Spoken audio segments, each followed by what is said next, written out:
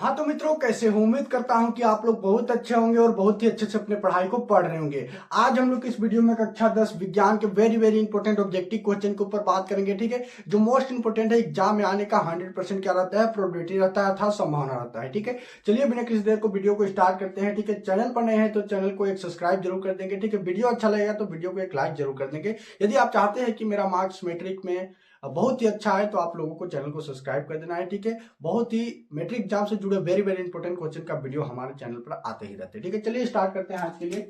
तो देखो, आपसे पहला प्रश्न क्या पूछेगा, तो देखो पहला प्रश्न है कि वृक्क का जो संबंध है वो किस तंत्र से है। ठीक है, वेरी वेरी इंपॉर्टेंट क्वेश्चन है सारे। ठीक है, ये पार्ट 2 वीडियो है। ठीक है, पार्ट आप 1 नहीं देखे हैं तो आप लोग देख लीजिएगा। ठीक है, वृक्क का जो संबंध है वो किस तंत्र से है, तो समझिए कि वृक्क क्या होता है। ठीक है, वृक्क अर्थात किडनी। ठीक है, तो हमारे शरीर में जो किडनी रहता है, एक्चुअल में उसका कार्य क्या होता है, तो वृक्क का जो कार्य होता है कि हमारे शरीर से अवशिष्ट पदार्थ को बाहर निकालना। ठीक है, और हृदय हो गया और रक्तचाप को नियंत्रण रखना ही क्या कर रहता है, वृक्क का कार्य रहता है। ठीक है, तो वृक्क की यदि हम लोग बात करें तो वृक्क का जो संबंध है वो उत्सर्जन तंत्र से है। ठीक है, क्योंकि हमारे शरीर से अवशिष्ट पदार्थ को वो बाहर निकाला, उत्सर्जित किया, तो वह क्या हुआ, एक उत्सर्जन तंत्र हुआ। ठीक है, आपसे देखो दूसरा प्रश्न क्या पूछेगा, पौधे में जल का परिवहन कौन करता है। ठीक है, जो पौधा रहता है उसमें जल का परिवहन कौन करता है, तो जी हाँ, जाइलम नामक उत्तक जो होता है मित्रों, वो क्या करता है, पौधे में जल का परिवहन करता है। आपसे पूछेगा क्वेश्चन कि पौधों में खनिज लवण अर्थात भोजन का परिवहन कौन करता है, तो फ्लोएम उत्तक होता है जो पौधे में क्या करता है, भोजन का परिवहन करता है। ठीक है, आपसे तीसरा प्रश्न क्या पूछेगा मित्रों, तो यहाँ पर देखो, ओजोन गैस का मतलब ओजोन गैस को प्रभावित करता है। ठीक है, ओजोन गैस को प्रभावित कौन कौन करता है। ठीक है, तो ओजोन, आप लोग जानते होंगे कि हमारा वायुमंडल में एक ओजोन गैस की क्या पाई जाती है, परत पाई जाती है, जो क्या करता है, जो सूरज से आने वाली परावैंगनी किरण को अवशोषित करता है अर्थात रोकता है। यदि सूरज से आने वाला परावैंगनी किरण सीधे पृथ्वी पर पड़ेगा तो जो पृथ्वी पर जी रहे जीव जंतु को कैंसर जैसे रोग उत्पन्न होंगे। ठीक है, और जीव जंतु क्या रहेंगे, मरने लगेंगे। ठीक है, तो ओजोन एक प्रकार की पृथ्वी को क्या करता है, सुरक्षा प्रदान करता है। ठीक है, जो सूरज से आने वाली परावैंगनी किरण को रोकता है। ठीक है, तो ओजोन, देखो यहाँ पर क्या पूछा है, ओजोन गैस को प्रभावित कौन करता है, प्रश्न पूछा है, तो CFC यानी कि क्लोरोफ्लोरोकार्बन जो है वो क्या करता है, ओजोन गैस को प्रभावित करता है। ठीक, एग्जाम में पूछेगा कि ओजोन गैस का अनुसूत्र क्या होता है, पूछेगा तो O3 होता है। ये भी आप लोगों को याद रखना है। ठीक है, कोई दिक्कत नहीं, दिक्कत।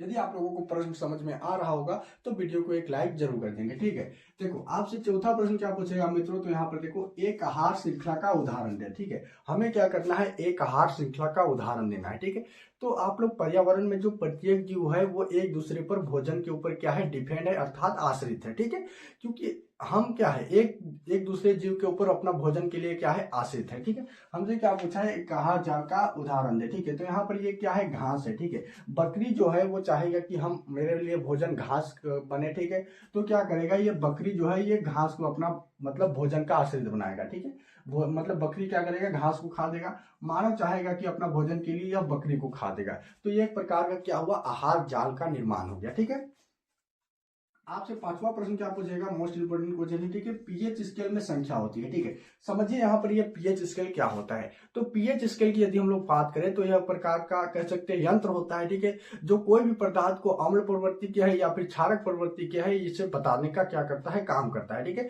पीएच का कार्य यही है कि वो पदार्थ अम्ल है या फिर क्षारक है, वो क्या करता है, उसे बताने का कार्य करता है। ठीक है, तो पीएच स्केल में जो संख्या होती है मित्रों, वो क्या होता है, 0 से लेकर 14 तक की क्या रहता है, पीएच स्केल में संख्या होता है, जो मान होता है। ठीक है, पीएच स्केल में यदि किसी पदार्थ का मान 0 से लेकर 7 तक आया, ठीक है, पीएच स्केल में कोई भी पदार्थ का मान जो है वो 0 से लेकर 7 अर्थात 0 1 2 3 4 ऐसे करके 7 तक आता है कोई भी पदार्थ का मान, तो वो क्या होगा, अम्ल होगा। ठीक है, पीएच स्केल में कोई भी पदार्थ का मान 0 से लेकर 7 के बीच में आता है तो उसे हम लोग क्या कहेंगे, अम्ल कहेंगे। ठीक है, यदि पीएच स्केल में कोई भी पदार्थ का मान 7 से लेकर 14 तक आता है तो उसे हम लोग क्या कहेंगे, क्षारक कहेंगे। कोई दिक्कत नहीं, दिक्कत। पीएच स्केल में कोई भी पदार्थ का मान 7 से लेकर 14 तक आता है तो उसे हम लोग क्या कहेंगे, क्षारक कहेंगे। ठीक है, यदि कोई पदार्थ का मान केवल बीचों बीच में आता है, 7 में आ जाता है, तो उसे हम लोग क्या कहेंगे, उदासीन कहेंगे। ठीक है, आप लोग जानते होंगे जो जल का पीएच मान क्या होता है, तो 7 होता है। ठीक है, ना ही वो अम्ल प्रवृत्ति के होता है और ना ही क्षारक प्रवृत्ति के होता है, वो उदासीन होता है। ठीक है, कोई दिक्कत नहीं, दिक्कत। देखो आपसे छठा प्रश्न क्या पूछेगा मित्रों, तो यहाँ पे देखो, विद्युत बल्ब का फिलामेंट किससे बना होता है। ठीक है, तो आप लोग देखते होंगे कि आप लोगों के घर में एक बल्ब लगा रहता है, ठीक है। मोस्ट इंपोर्टेंट क्वेश्चन है, अक्सर एग्जाम में पूछा जाता है, ठीक है। आप लोगों के घर में एक बल्ब लगा रहता है, जी हाँ, इस तरीके से बल्ब लगा रहता है, ठीक है। ये क्या है, सपोज करो ये बल्ब है, ठीक है। तो बल्ब में हमसे प्रश्न क्या पूछा है यहाँ पर, विद्युत बल्ब के जो फिलामेंट किससे बना होता है। तो आप लोगों को यहाँ पर दिखाई दे रहा होगा, यहाँ पर जिसके अंदर में एक तार का आकृति दिखाई दे रही होगी जो टेढ़ो मेढ़ो है, यहाँ पर इस तरीके से, ठीक है। इस तरीके से टेढ़ो मेढ़ो दिखाई दे रही होगी, ठीक है। तो यहाँ पर जो ये जो फिलामेंट है वो किससे बना होता है, तो जी हाँ, वो जो फिलामेंट होता है वो जो टंगस्टन धातु का बना होता है, ठीक है। अंदर वाला क्या है, टंगस्टन धातु का बना रहता है यह फिलामेंट। और ये बल्ब के अंदर जी हाँ निष्क्रिय गैस भरी जाती है, जो क्या करता है, बल्ब को सुरक्षा प्रदान करता है, ठीक है। यदि इसमें निष्क्रिय गैस नहीं भरी जाएगी तो यह क्या करेगा, वायु के संपर्क में आएगा और ये टूट जाएगा, अर्थात विस्फोट कर देगा, जिससे लोगों को खतरा भी हो सकता है। इसीलिए इसके अंदर निष्क्रिय गैस भरी जाती है, जिससे क्या रहता है, बल्ब जो रहता है वो सुरक्षित रहता है, सिक्योर रहता है। तो आप लोगों को समझ में आ गया होगा, ठीक है। जो विद्युत बल्ब का जो फिलामेंट है, जो इस तरह का जो स्ट्रक्चर का जो आकृति दिखाई दे रहा होगा, आप लोग देख रहे होंगे, ठीक है, वो किससे बना रहता है, तो टंगस्टन धातु का बना होता है। कोई दिक्कत नहीं, दिक्कत, ठीक है। आइए नेक्स्ट क्वेश्चन के ऊपर बात करते हैं, ठीक है। 7वां प्रश्न क्या पूछा है, तो उदासीन विलयन का पीएच मान क्या होता है। तो उदासीन विलयन का पीएच मान में तभी आप लोगों को बता दिया 7 होता है, ठीक है। ना ही वो क्षार होता है, ना ही वो अम्ल होता है, वो सीधे उदासीन होता है, तो उसका पीएच मान कितना होता है, 7 होता है, ठीक है। 8वां प्रश्न क्या है, तो प्रकाश का रंग नीला दिखाई देने का कारण क्या है, ठीक है। आप लोग देखते होंगे जो प्रकाश मतलब जो आकाश हो गया, ठीक है, सॉरी यहाँ पर प्रकाश बोल दिया, ठीक है। तो ये आकाश यानी कि आसमान, ठीक है। आकाश का रंग जो है वो हमेशा नीला ही हमें क्यों दिखाई देता है, आपने कभी गौर किए होंगे, ठीक है। तो जी हाँ, आप लोग जब क्या होता है, जब सूर्य की मतलब जब सुबह होता है, ठीक है, और जो सूरज उगता है तो सीधे सूरज की रोशनी क्या करता है, प्रकाश में मतलब वायुमंडल में प्रवेश करता है। तो वायुमंडल में क्या रहता है, छोटे छोटे कण पाए जाते हैं, ठीक है। और छोटे छोटे कण पाए जाते हैं और जो सूरज की रोशनी सीधे वायुमंडल में प्रवेश करता है, तो वायुमंडल में नीले रंग का जो प्रकीर्णन सबसे अधिक मात्रा में होता है, ठीक है। नीले रंग का प्रकीर्णन क्या होता है, सबसे अधिक मात्रा में होता है। जैसे ही सूरज का प्रकाश वायुमंडल में प्रवेश करता है तो नीले रंग का जो प्रकीर्णन है वो दूरों दूरों तक फैल जाती है। यही कारण है कि प्रकाश का रंग हमें क्या करता है, मतलब आकाश का रंग जो है वो हमेशा नीला ही दिखाई देता है प्रकाश के प्रकीर्णन के कारण, ठीक है। आपसे पूछेगा कि आकाश का रंग नीला क्यों दिखाई देता है, तो जी हाँ, प्रकाश के प्रकीर्णन के कारण, ठीक है। कोई दिक्कत नहीं, दिक्कत।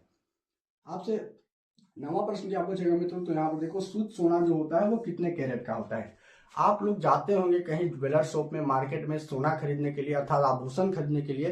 तो आप लोग जब आभूषण खरीदते हैं तो वो जो सोना देता है, ठीक है, सोने से बने आभूषण देता है, वो पूरे 24 कैरेट का नहीं होता है। क्यों नहीं होता है, क्योंकि 24 कैरेट का जो सोना होता है वो पूरी तरह से मुलायम रहता है, ठीक है। उससे आभूषण बनाना मुमकिन नहीं है। क्यों नहीं है, क्योंकि वो धातु, जाहिर बात है, जो सोना है वो पूरी तरह से मुलायम है। 24 कैरेट का जो सोना रहता है वो मुलायम रहता है, जिससे आभूषण नहीं बनाया जाता है, ठीक है। इसीलिए वहां जो सोना देता है आपको आभूषण, ये बोलता है कि 21 कैरेट का हार है, ठीक है, ये 22 कैरेट का हार है, ठीक है। तो आभूषण बनाने के लिए क्या करता है वो लोग ना, इसमें 22 कैरेट क्या लिए, सोना लिया, ठीक है। इसमें 22 कैरेट वो लोग क्या लिए, सोना लिए, और 2 कैरेट आपसे तांबा, मतलब तांबा लगाएगा या फिर चांदी लगा के, मतलब मिक्स करके ये लोग क्या करेगा, सोना बनाएगा। क्यों बनाएगा, क्योंकि ये दोनों धातु को इसमें मिक्स करेगा तो वो सोना जो रहेगा वो पूरी तरह से कठोर हो जाएगा, जो सोना बनने में बहुत ज्यादा मतलब अच्छा रहेगा, ठीक है। क्योंकि 24 कैरेट सोना मुलायम है, ठीक है, उससे आभूषण नहीं बनाया जाता है, ठीक है। तो जो शुद्ध सोना होता है वो कितने कैरेट का होता है मित्रों, 24 कैरेट का होता है, ठीक है। इन सभी बातों को भी आप लोगों को याद रखना है। देखो, आपसे 10वां प्रश्न क्या पूछेगा, प्रतिरोध का सही मात्रक क्या है, ठीक है।